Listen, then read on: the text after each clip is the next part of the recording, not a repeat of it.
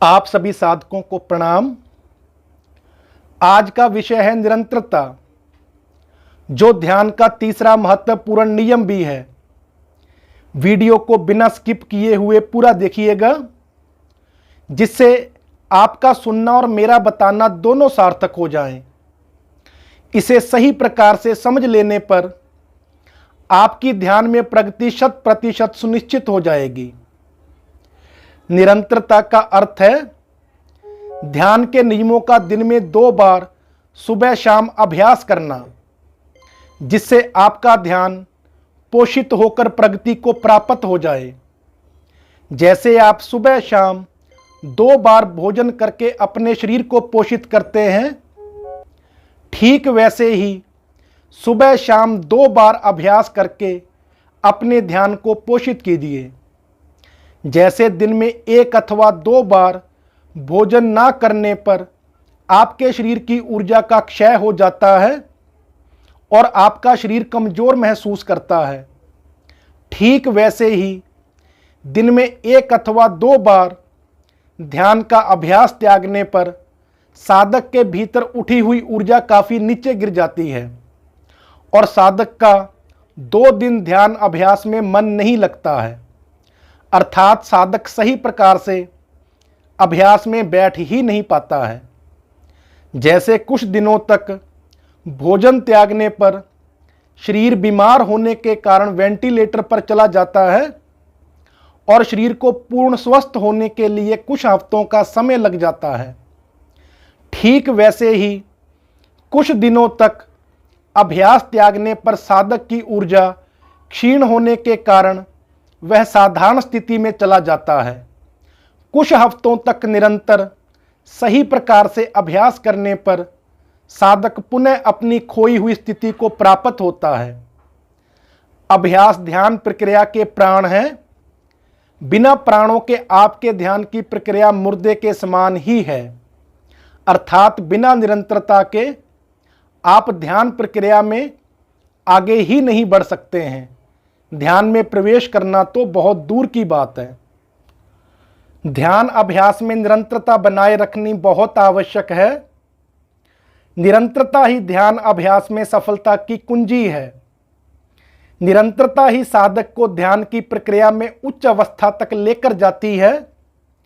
आप कह सकते हैं कि निरंतरता पेट्रोल है, जिससे आपके ध्यान की गाड़ी गतिमान होती है। ध्यान अभ्यास में साधक के लिए निरंतरता बनाए रखना बहुत आवश्यक है।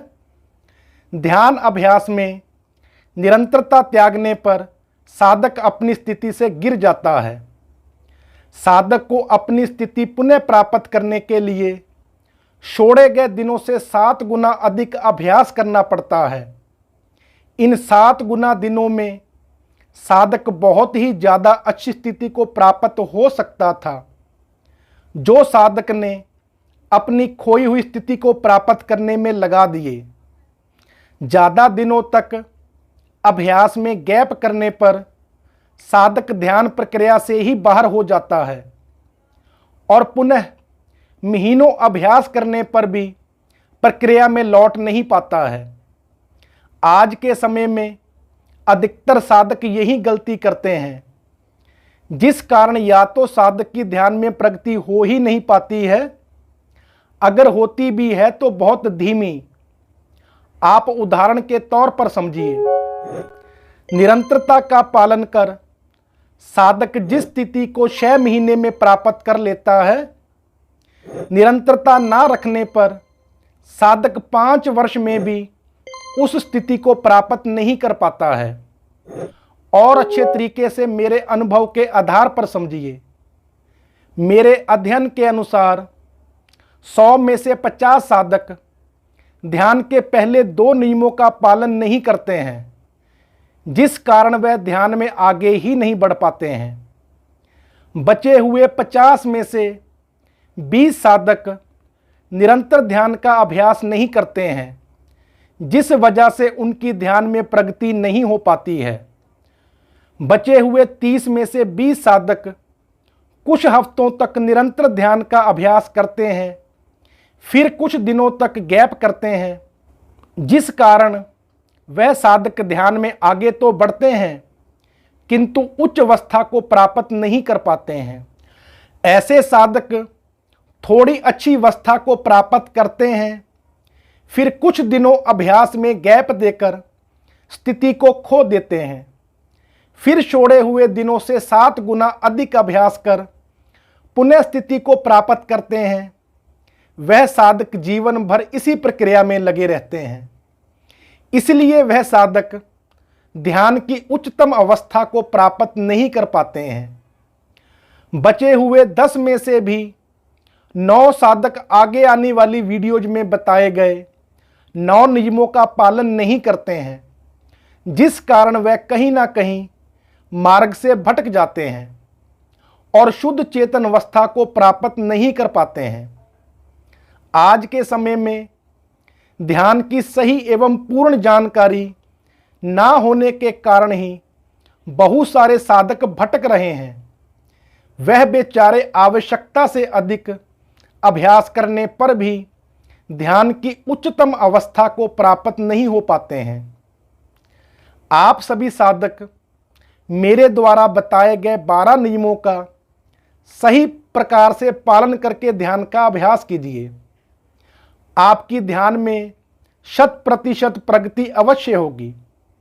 आप अवश्य ही ध्यान में प्रवेश कर पाएंगे। पूरा संसार ध्यान अभ्यास की आदि अधूरी विधि से ध्यान करने में रत है, किंतु वह शरीर में ही ध्यान करने में लगे रहते हैं। इसलिए वह शरीर से आगे बढ़ ही नहीं पाते हैं। मन का सभी ओर से एकाग्र होकर भीतर प्रवेश करना ही ध्यान है, जो ध्यान अभ्यास के 12 नियमों से ही संभव है। यह ध्यान अभ्यास के 12 नियम ही तपस्या है। इसी तपस्या के माध्यम से हमारे पूर्वजों ने लोक परलोक की सिद्धि को प्राप्त किया। इसी तपस्या के माध्यम से हमारे पूर्वजों ने ब्रह्म ज्ञान अर्थात शुद्ध चेतन अवस्था को प्राप्त किया।